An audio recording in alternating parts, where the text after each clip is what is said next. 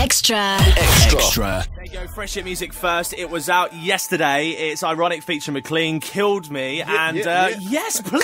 Please, round of applause. It's out right now. Make sure you support that, guys. I love it, man. Absolutely love it. Inspiration behind that track? Do you know what? I actually recorded this like a year ago. Serious? Yeah, and it wasn't a plan to release, especially not so soon anyway. I had a few more plans of different records. I got a new album. Okay. Especially off the back of my last one, Falling in Love with Jessica Lowndes. But just because of the way my life was going at the end of last year, the situations I was in, incidents I got involved in, I just felt like it was just the right time to release this record and just let my emotions out and just let my video speak for itself and just let everyone know I'm cool. So yeah. Can you tell us about the video? Because I'm a massive fan of that. I've watched it a few times. Nick Yeah. Nick just loves videos of fit men. It doesn't matter what they are. Is Music that a videos. compliment? Yeah. He's like, I've got to go All and do my literally. I've got to go and do my makeup. Ironic's coming in. All right. All right, don't You're making embarrass her me. blush. Yeah, sorry. Okay, so about the video, It's very emotional. It is very emotional. Powerful. Look at my manager calling me, and I'm on air trying to do an interview. Let's just put him on the radio. I told him about that. Yeah. So the video is kind of different from my kind of videos. Usually I'm with a lady in my video, very soppy, very lovey-dovey. And I actually said to the directors and my managers, I said, "You sure we don't need a girl in this video? You sure, like 100%, please, like 100? Because not even just because I want a girl in it, but you know, sex sells, and guys like to look at women, and women like to look at guys. So it kind of just that's what I thought anyway. But yeah, it went with the record, and it's just an emotional video. It shows all different types of emotion from myself. I'm being angry, being stressed out. This woman just left me, and I'm just burning up this crazy house. I'm just going insane. And Yeah, it falls down, doesn't it? Yeah, it It's quite falls down. dramatic. It's a wicked video. Yeah. Yeah, it's pretty cool. We had to build that actual whole. It didn't actually house. fall down around you, did it? That's all like It effects. did, but it's it's real. Yeah, Ironic That's stood in a burning real. building and it fell on top of his No, head. I'm That saying, actually happened. He just said No. that some of it's real. It is real. Yeah. We did film this. It's not no effects. I'm being serious. Oh, okay, all right then. But, All right. but the ceiling isn't real. Okay. We actually had to make this whole room and house. Oh, that's pretty cool. Yeah, so it's like polystyrene. Oh my the God. ceiling. You don't think I'm crazy? I don't know whether or not you're just making her sleep better tonight, No, as opposed to I'm going home really disappointed, like the day she found out Santa Claus. No, it proper does fall No, around you, and the 100%. ceiling falls in and everything. I'll tell you what, you need to see this video. video. We'll load it up onto our Facebook. If you go Yeah. to facebook.com/kmfm extra, it'll be out there for you to have a look at in a second. Check it out so you can see that Nick's not just a mentalist. So we need to talk. I want to talk to you about something quite serious, actually. Yes. I don't want to dampen the mood or anything, That's but all right. I was shocked to wake up on the 7th of November to hear. Is that the date? It was 6th that happened, 3 o'clock in the morning. Good research. Back in the last year, media went crazy on the gun and knife culture across the UK. Every week there was something else. Yeah. Then to see your face pop up as part of that on the receiving end was really quite a shock. Yeah. I mean, without going into massive amount of detail, talk us through that, because obviously you just finished a club in Essex, wasn't it? Yeah, I was performing in Southend actually. Right. Quite a lot of stories came out which weren't really true. Yeah. I read that. Let me just make it clear, like that day or that night of the stabbing, like my phone did not stop ringing. I had to put my phone aside. I think I had about 400 and something missed calls. Serious. We had like Capital FM and other stations and loads of press newspapers trying to come up to the hospital, and it was just mad. And like literally everyone was writing the wrong stuff because I wasn't giving out nothing. I just got stabbed. I want to be in the hospital with my friends and family, so loads of stuff was coming out. I read that the stabbing happened via Twitter, which was not true. No one found out where I was via Twitter. The stabbing actually happened outside my house, my old house where my family lived. So it was due to people who obviously knew where I lived, and just something that happened.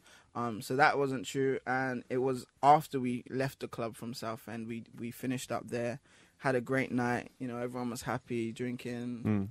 3 a.m, got home, and then was just attacked by 2 people that I just do not know who they were. And they were after your jewellery? Yeah, they were after my jewellery.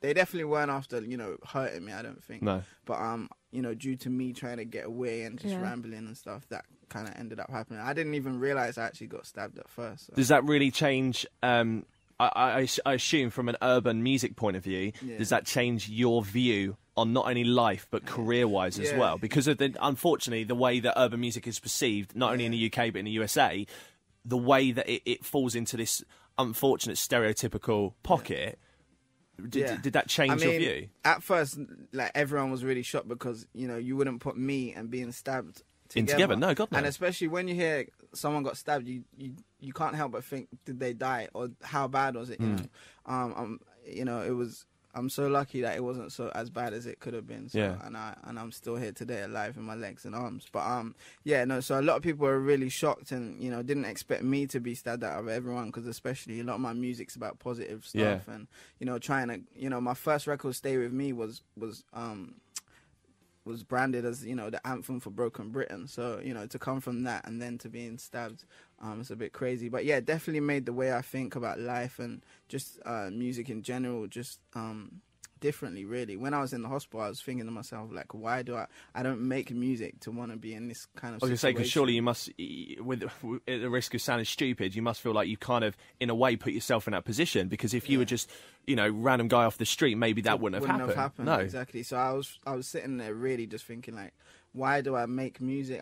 Like, to be in that situation. I started off as this kid in my bedroom recording music, and then now I'm ending up in a hospital because people see what I've made and how much I've made from my jewelry and stuff. Like, you should be able to be, you know, wear what you want and be able to show people that, you know, you've worked hard for what you've got. So, but on the flip side to that, it's brought a positive. Not only have we got now more emotional music from you, we've also got you involved in anti-gun and anti-knife crime. So talk us through, like, just briefly what you've been doing with that. I mean, like, everything after that, you know, my whole life, I just made everything good after that, you know, everything, lots of good come out of it, you know. A lot of my friends who I kind of stopped talking to or had, like, a argument with, we kind of come together again and we're friends again and things like that. And, you know, I've got my own house now, so which is in a nice place where no one knows where I live, so I can't really have any situations like that. And I'm more involved in a few more charities and some good work. I'm involved with the Prince's Trust charity, which I've been part of for a while, but I'm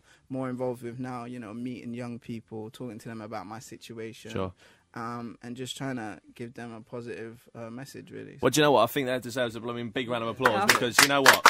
Fair play, because a lot of people just wouldn't have bothered. They would, in fact, you could run a risk of going the opposite way with that, and becoming this angry person that just hates the world and hates everything about it. Like I said, I'm just the happiest right now. I'm just trying to live life, because it made me just think you can lose your life at any instantly. Second. So, and before that, I was kind of like, you know, I was doing shows. I was, you know, like living like I can just do what I want, but you can't really. Your life is serious. This is real life. Like, you are living a life, not a rock star life. Well, let's talk about the kind of the showbiz element of your life. I noticed first of all there is some bling, big time, on your right hand. Oh yeah, this is. Talk me through them, man. My lord, look at them. These are from my nan got me these. Really? Yeah. Oh, hi Nan. What's your nan's name? Muriel. Muriel, we love you, and your taste is wicked. Yeah, these are right. This is my humble jewelry right here. Okay, this is Did just you see that? This is what we call Tesco jewellery here. The stuff you just go out shopping in and, like, not Tesco jewellery as in you buy it from Tesco. I must clearly state that now. But, with the proper jewelries in the suitcase. Is it locked up with like pads and that? So what's the coolest thing you own? The coolest thing I own, probably my bachelor pad right now. Which we can't say where it is. Your cars? Cool. Come on, talk. No, I don't drive. So. Serious? I'm always on the road in a tour bus or something, so I don't have time to drive. Come on! You got a test? You got a license, like? No. Literally, I have no time to do that. Wow. Wow. Do I need to do that? I don't know. I'm shocked. I'm just like, you just kind of. Do I seem like the person who would drive? You look like the kind of cool guy who would be like rolling around in a Lambo. Well, hold on. If you've got someone else driving you around, why do you need to drive? Yeah, like your mum, for example. Yeah. All right, sweet. But I haven't actually got much rock star kind of spectacular stuff. But recently, last year, before the incident, I went on holiday to Gran Canaria. And like the beginning of 2010, and I bought a £6,000 ring, like nicer than this. It had diamonds all the way around. If you're listening, Nan, he doesn't mean that. Mine also. Yeah, sorry, Nan, but it was nicer than these. And literally, 2 weeks later, I was back on the road. I can't remember who my tour manager was. Back on the road, and I left it in a hotel. Like 2 weeks. Seriously? So since then, it kind of made me calm down a bit more. And I'm assuming that the lady who cleaned said room just was like, what ring? Yeah, exactly that. And women. Let's talk. You've mentioned women a couple of times today. Yeah. Women on the scene. Always. Yeah? Yeah. There's one right here. Yeah. Always women on the scene. Don't, you'll make me blush again. Are we seeing anybody? Extra.